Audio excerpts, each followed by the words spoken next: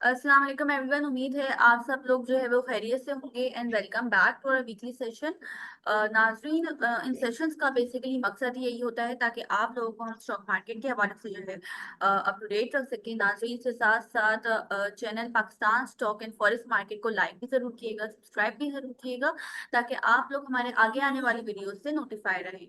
नाजरीन, आज के सेशन में हमने अमीन अब्दुल गफ्फार को जो है वो इनवाइट किया है और काफी जो है वो पुराना एक्सपीरियंस है उनका मार्केट को लेके। तो हम आज की मार्केट को बेसिकली डिस्कस करेंगे और जो है रिजल्ट सीजन आ रहा है, जैसे कि यूबीएल का रिजल्ट आ गया, आप लोग देख रहे हैं, तो क्या कैसा रिजल्ट आएगा, बाकी सेक्टर्स का कैसा रिजल्ट जो है वो जरामीन जो है एक्सपेक्ट कर रहे हैं, इनसे जो है डिस्कस करेंगे।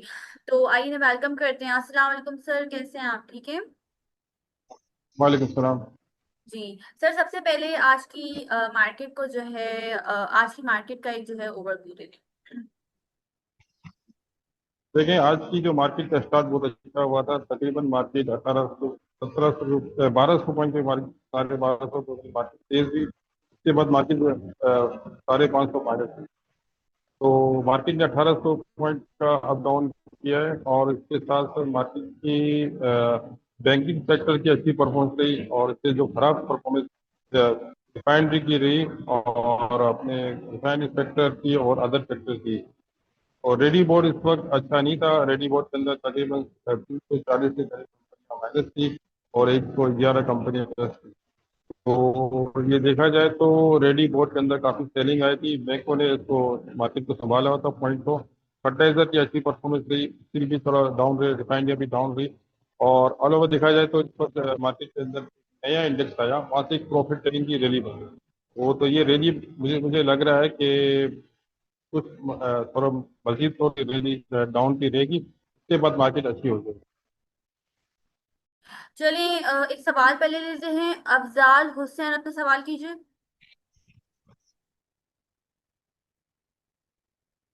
और जी अस्सलाम वालेकुम सर। सर ये इन्फॉर्मेशन लेना थी कि जैसे अब बाकी मार्केट में तो करेक्शन का काफ़ी उम्मीद है कि करेक्शन आएगी। तो ये जो पीआईए है, क्योंकि इसका काफ़ी होपफुल लगता है कि इस दफ़े इसकी प्राइवेटाइजेशन हो जाएगी, क्या इसमें शॉर्ट टर्म के लिए या मीडियम टू लॉन्ग टर्म के लिए इन्वेस्टमेंट करना ठीक होगा इस लेवल पर जिस पर अभी ये है?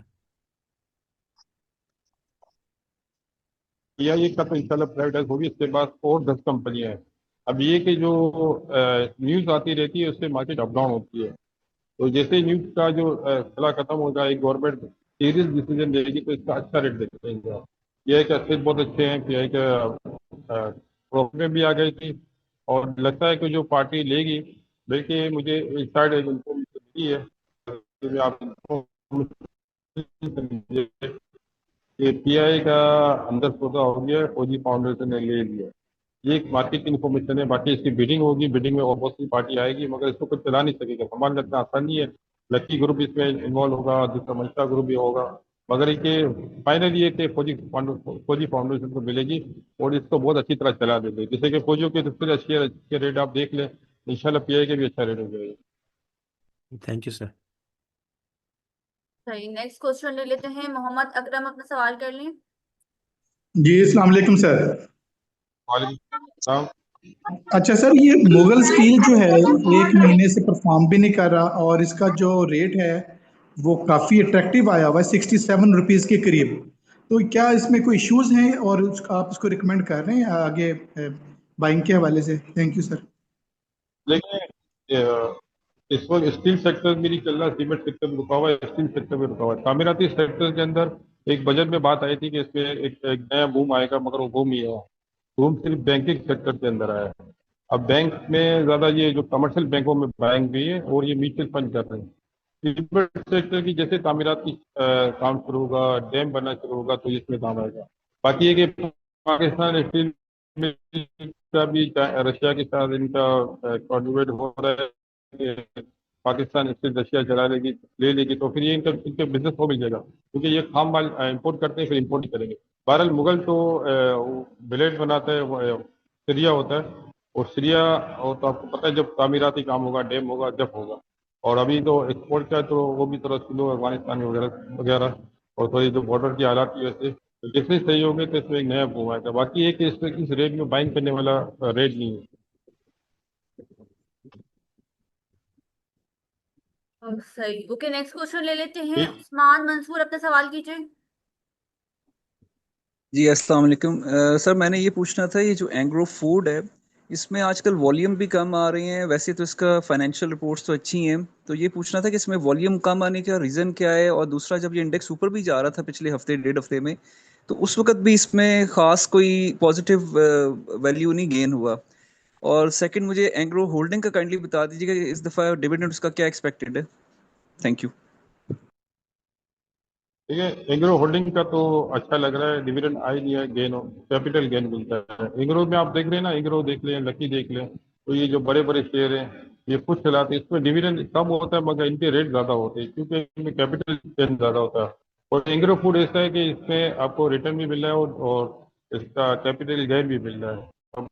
अब ये अपने वो परफॉर्मेंस रुक गया है क्योंकि बजट में जो तवक्को की जा रही थी ये फूड आइटम पे गवर्नमेंट सेल टैक्स वगैरह कम करेगी, खास करके मिल्क वगैरह पे।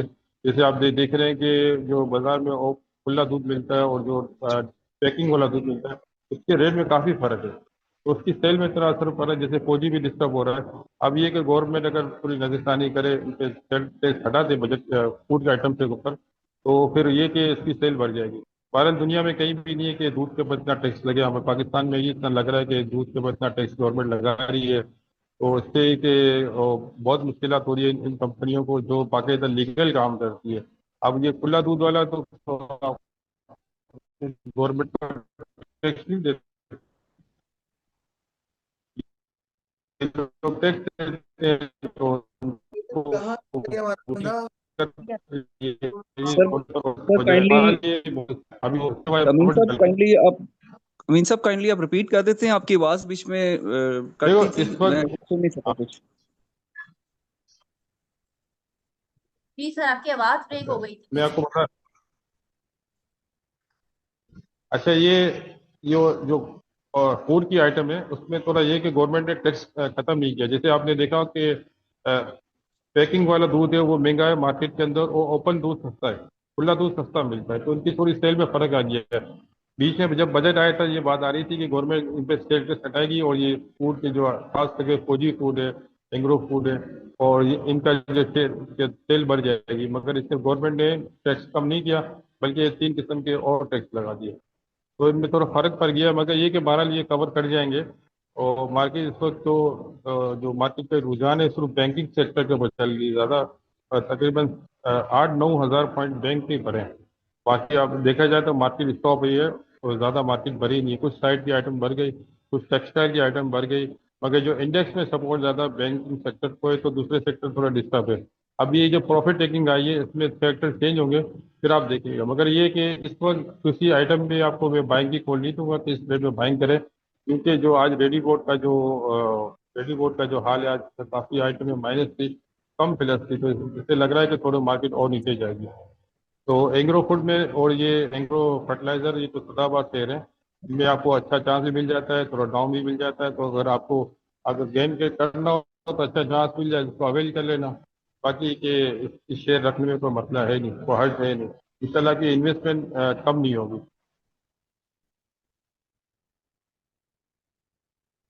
ठीक है। जी sir, next thank question you जी, बहुत शुक्रिया। सवाल कीजिए। जी अस्सलाम वालेकुम। अच्छा सर, ये पीएसओ के बारे में मुझे बताएंगे, टेंटेटिव शॉर्ट टर्म और इस रेट्स पे ये है लुक्रेटिव, वो जीडीसी और पीएसओ, और अगर ये सर्कुलर डेट रिजॉल्व हो जाता है तो कहाँ तक जा देखते हैं आप इसको नियर फ्यूचर में? देखिए सर, सर्कुलर डेट का फार्मूला तैयार किया गया है, मगर ये सर्कुलर डेट का फार्मूला जो म्यूचुअल फंड वाले से मेरी बात हुई तो ये कह रहे हैं कि इसमें एक लॉन्ग पीरियड के हिसाब से इनको गवर्नमेंट पेमेंट करेगी, एक शॉर्ट टर्म में नहीं करेगी, एक साथ बड़ी अमाउंट दे देगी तो वो ये डिविडेंड दे देगी, तो इस किस्म के हालात है नहीं। हाँ, मार्केट को सपोर्ट करने के लिए इनके रेट के अंदर गेन जरूर होगा, क्योंकि इनकी जो होल्डिंग इस पर फंड वाले के पास आ गई है, म्यूचुअल फंड के पास, तो वो उसको चलाएंगे जरूर। अब ये देख रहे हैं ना कि ये कुछ ऐसे आइटम है जो चला रहे, तो जो पिछले अरसे से चल नहीं रही थी मार्केट के अंदर, और फिर उसमें के अंदर तेजी कर ली, तो इनके ये पीएसओ और जीडीसी पीपीएल और ये 3-4 आइटम पीपीएल और जीडीसी और पीएसओ, ये इनको फंड वाले को मिल रहे थे, लेकिन इनका रेट स्टेबल था। या आप बेचना चाहते थे फौरन बिक जाते थे, तो वो फंड वाले इसको जमा कर रहे थे। अब वो आइटम चेंज करेंगे तो इधर ये ऑयल सेक्टर की तरफ आए तो ये देखना इसमें एकदम बूम हो जाएगा। वैसे भी जो इंटरनेशनल मार्केट में रेट जो ऑयल के बढ़ रहे हैं, तो अगर इनमें या गवर्नमेंट लोकल मार्केट बढ़ाती है नया रैली बनेगी ऑयल सेक्टर की। अगर कम हो जाते हैं फिर तो या थोड़ा स्टेबल रहेगा, मगर ये कि जब डीजल का टाइम आएगा तो इसमें इनका अच्छा रेट दिखेगा। हो सकता है कि पीओ 500 भी हो जाए, तो कोई बड़ी बात नहीं है पीएसओ के लिए।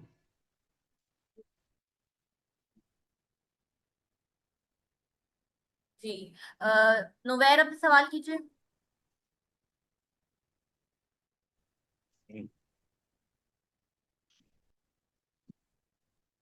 आसिफ अपना सवाल कीजिए।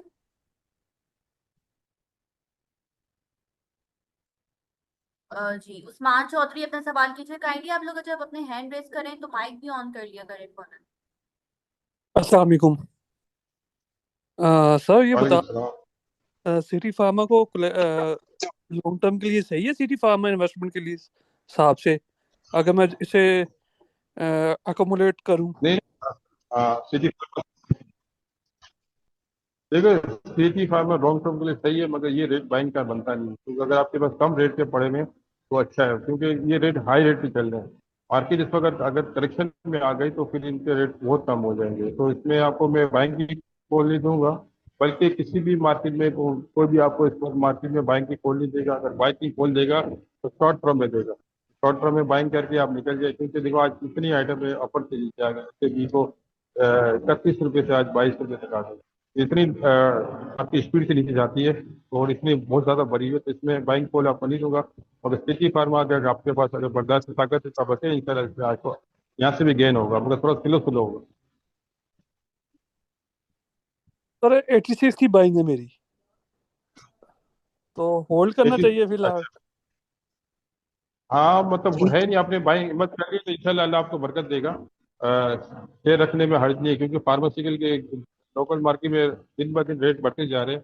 इनका जो मेटेरियल, इनका रॉ मेटेरियल महंगा होता जा रहा है, इस तरह इनको बेनिफिट होता जा रहा है। अब ये कि एक तो ये कि आप देख रहे हैं डॉलर दिन ब दिन बढ़ रहा है, तो ये इम्पोर्ट करती है रॉ मेटेरियल, तो इसकी वजह से थोड़ा इनको इफेक्ट पड़ रहा है, इसलिए इनका रेट रुका हुआ है। अगर डॉलर स्टॉप हो गया या नीचे आ गया तो फिर इनका इनके शेयरों में बहुत अच्छी गेन हो जाएगी। लोकल मार्केट में रेट ज़्यादा है, मगर ये कि मेटेरियल जो मटेरियल मंगाते हैं बाहर से इम्पोर्ट करते हैं, और वो भी डॉलर भी थोड़ा बढ़ गया, 88 हो गया डॉलर। आप देखें 288 रुपये डॉलर ट्रेड हो रहा है। अगर थोड़ा कम होगा तो ये फिर आप देखें इन शेयरों में बहुत अच्छा जंप आएगा। Thank you sir. तो सर एक क्वेश्चन आया हुआ है कि की इलेक्ट्रिक के शेयर्स इस वक्त होल्ड करने चाहिए?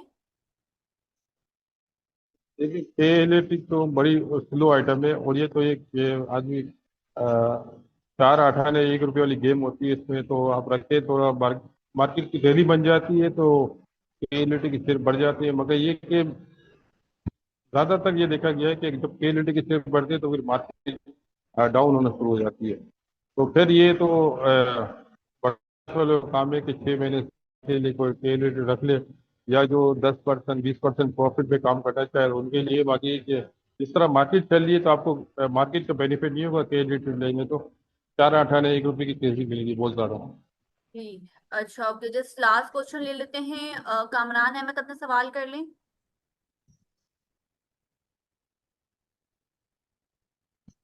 आसिफ अपना सवाल कर लें। जी अस्सलाम वालेकुम। हेलो, अस्सलाम वालेकुम। आवाज़ आ रही है? मैंने पूछना था कि जो बैंकिंग सेक्टर तो काफी चढ़ गया हुआ है पिछले एक माह से। सीमेंट सेक्टर में भी काफी काम हुआ है, बाकी सीमेंट्स के शेयर तो चढ़ गए हैं, लेकिन लकी नहीं हिल रहा। तो काइंडली बताएं लकी का क्या मसला है, किसी ने होल्ड किए हुए हैं शेयर, ये क्या मसला है इसका? लकी स्ट्रेट हो गया तो लकी की कैपिटल बहुत बड़ी हो गई है। अब लकी जो शेयर लकी में ये होता है कि लकी में आपको गेन गेन मिलता है और डिविडेंड वगैरह रिटर्न नहीं। तो इनमें कोई म्यूचुअल फंड वाले बाइंग नहीं करते, क्योंकि म्यूचुअल फंड वाले वो आइटम बाइंग करते हैं कि जिसमें रिटर्न हो, डिविडेंड हो। तो लकी में तो गैमलर लोग बाइंग करते हैं, मालिक खुद चलाता है। आम आदमी का तो काम भी नहीं लकी के अंदर। अब मालिक का लगता है थोड़ा इंटरेस्ट कम हो गया क्योंकि बहुत ज़्यादा शेयर हो गए, तो डे बाय डे आप देख रहे हैं कि साइड पे होते जा रहे हैं। मगर आपको चांस इसमें लकी में ज़रूर मिलेगा, मगर थोड़ा टाइम लगेगा, क्योंकि सीमेंट सेक्टर इस वक्त सीमेंट सेक्टर पूरे सेक्टर की परफॉर्मेंस नहीं है। वैसे भी स्प्लिट से ज़्यादा स्प्लिट होने में बहुत ज़्यादा रेट बढ़ गया था, तो वहीं बहुत ज़्यादा गेन हो गया था, तो फिर यहाँ पे लोग अपने शेयर को बेच के अपना और बहुत ज़्यादा प्रॉफिट हो रहा है। अब ये 1 रुपया बढ़ गया मतलब ये 5 रुपये बढ़ गया, इस तरह के हिसाब है लगी। अब लकी को पुराने देखा जाए तो यहाँ अगर नए में 1 रुपया बढ़ता है तो पुराने में 5 रुपये बढ़ गया, इस तरह के लकी का फार्मूला हो गया। तो ये बड़ा थोड़ा मुश्किल फार्मूला है, मगर थोड़ा टाइम लगेगा, मगर ये नुकसान नहीं होगा इसमें, आपको इंशाल्लाह कहीं ना कहीं आपको अच्छा मौका मिल जाएगा। सही। वाला क्या हाल है? ठीक है अमीन भाई, ये सर्किटर डेट का पूछना था कि सर्किटर डेट का पूछना था कि ये चाइनीज रिलेटेड आईपीपी का क्या मसला था, तो ये इसलिए लेट हो गया सर्किटर डेट?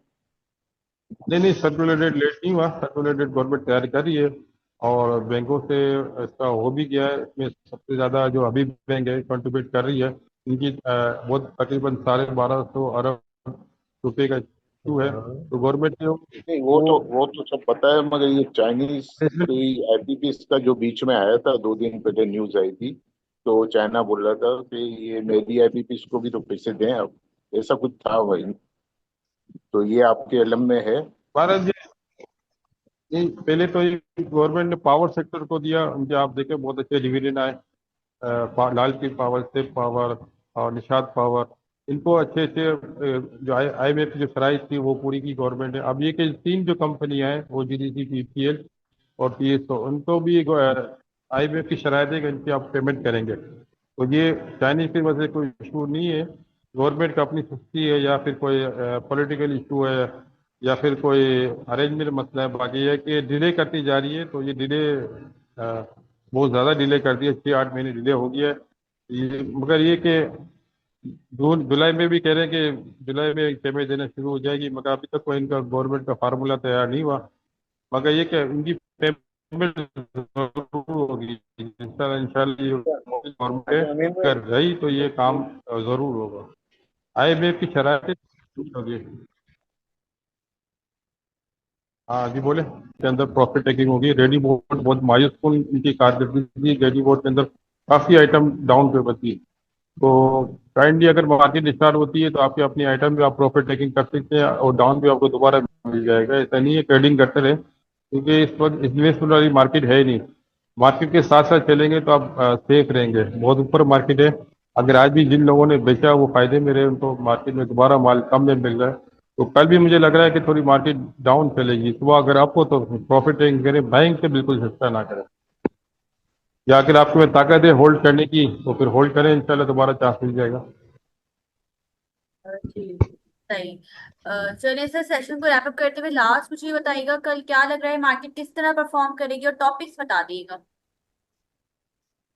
देखिए कुछ आइटम अपर लोग लगी है टेक्सटाइल वगैरह की, उनमें मैंने देखा कि आखिरी के अंदर ऑफ मार्केट के अंदर भी बाइंग करी हुई थी। जावेदान ऑफ मार्केट में बाइंग करी थी, जायज के अंदर ऑफ मार्केट में बाइंग करी हुई थी, रीड में करी हुई थी, और बहुत सारी आइटम है, तो इनमें जो अपर लोग थे उसमें बाइंग करी हुई थी, लगता है वही आइटम चलेगी।